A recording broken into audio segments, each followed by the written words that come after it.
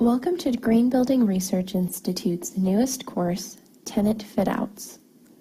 I am Rebecca Joan Brown, and I will be leading today's course.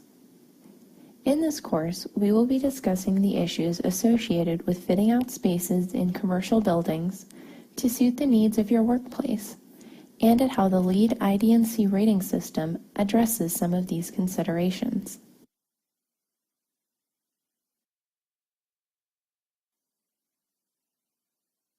This is a 3-hour course that will look at tenant fit-outs, considering especially the issues associated with selecting and installing materials and finishes for commercial and office spaces.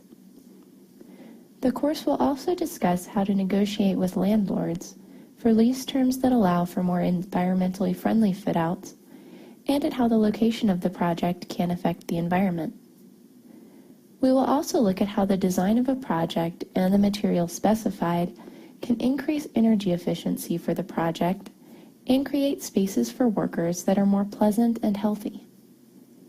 As far as continuing education credit, this will count for 3 GBCI CE hours in the project materials category and is LEED specific for ID+C. This course also qualifies for 3 AIA Sustainable Design Learning Units. As we have all heard, in real estate, the 3 biggest pulls are location, location, and location. This holds true when looking for a greener space for your fit-out project as well. Where a business or office chooses to locate within their community will have an impact on the transportation options that are available and the vehicle's miles traveled for both building occupants and their visitors or clients. The ID+C rating system addresses the location of a project through credits for development density and community connectivity, as well as alternative transportation access. The average commute in North America is about 16 miles each way, typically traveled by a single occupant vehicle.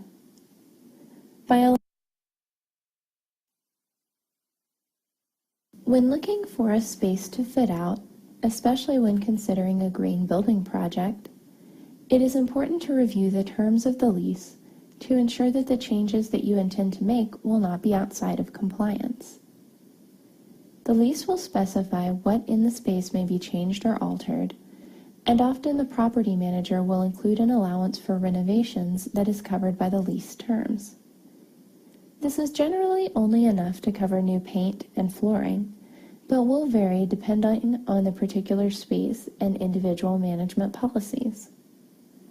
The manager may also specify that all products should be sourced from a particular vendor, or that all work should be completed by a designated contractor. Before entering the lease, make sure that any vendors or contractors specified are familiar with the green building interventions that you intend, or are amenable to learning more about green building.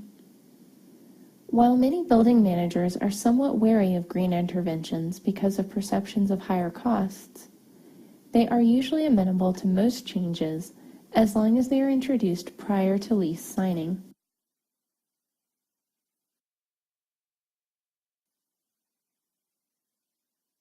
Providing a designated area for recyclable waste to be collected for the fit-out is a prerequisite for the ID+C projects. At a minimum, there should be a collection station for paper, cardboard, glass, plastic, and metal. These materials do not necessarily need to be separated for the credit. However, the waste collection service that is contracted may specify separated recycling rather than commingled.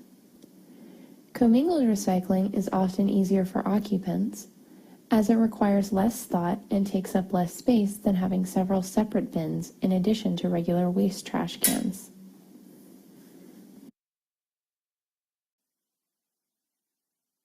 MR Credit 6 covers rapidly renewable materials.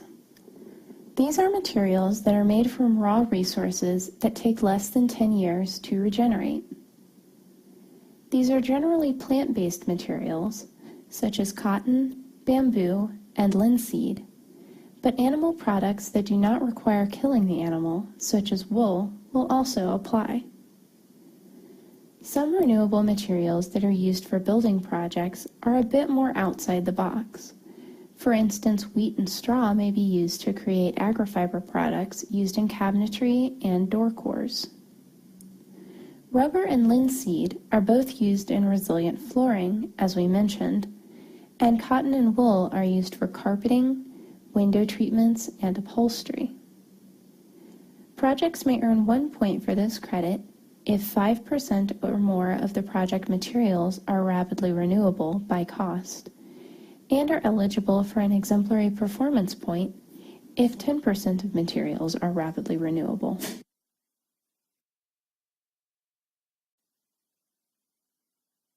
We will now look at a case study project of a larger scale than the example that we have been following.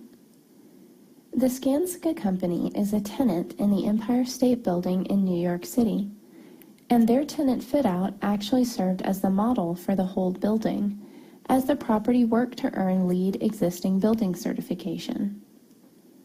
By working alongside the Empire State Building management team, the project was able to take advantage of some of their sustainability initiatives, such as the installation of new, more efficient windows and easy access to public transportation options.